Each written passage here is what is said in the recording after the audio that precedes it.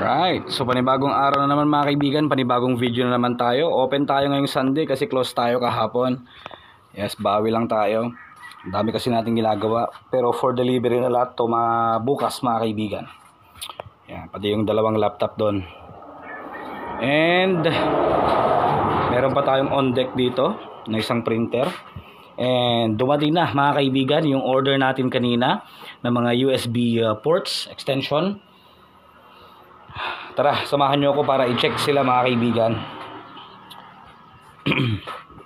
Kasi meron nag-order sa atin ng bulk sa isang school.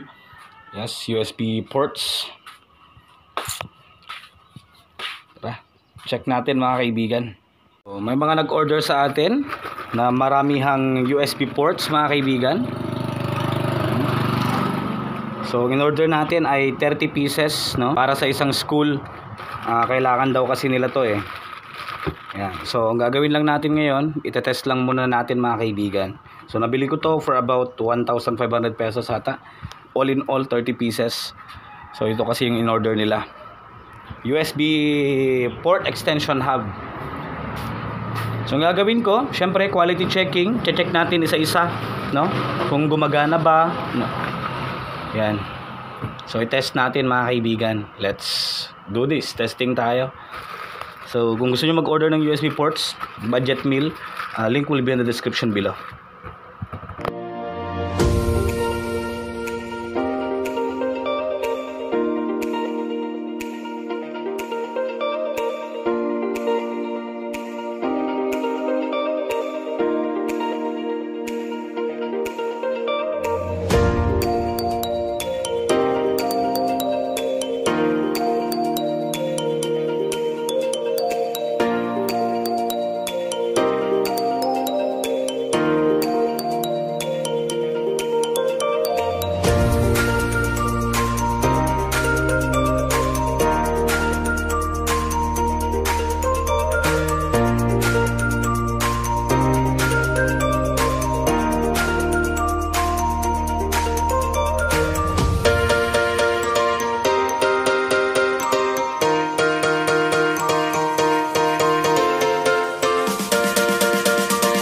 So pagkatapos nating i-check lahat, syempre chinek din natin, no, kung gumagana ba. And ito yung mahirap sa negosyo. Merong defective dito mga kaibigan. Isa, dalawa, tatlo, apat. Apat ang defective natin. Sinubukan din nating isalba, pero napaandar naman natin. Itong mga to hindi umaandar. Napaandar pero wala. Hindi pa rin niya ma-detect yung mga sinasaksak nating flash drive or keyboards and mouse, no? Ito yung mahirap sa negosyo eh. Pero ganun talaga, ganun sa negosyo.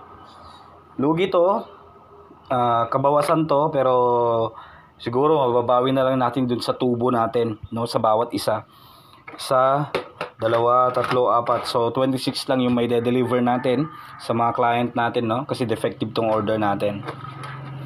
I understand naman kasi syempre hindi naman ito yung pinaka high quality na USB hub na nakita natin. Pero syempre small time business owner lang tayo and wala tayong ganung kalaking budget, and we've agreed naman na as per request ng client is yung typical lang ang kukunin kasi syempre kapos din sa budget, no? So merong apat.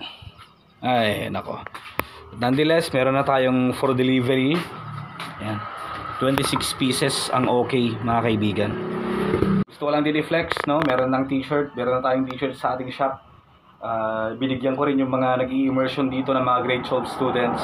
Ganun talaga sa business.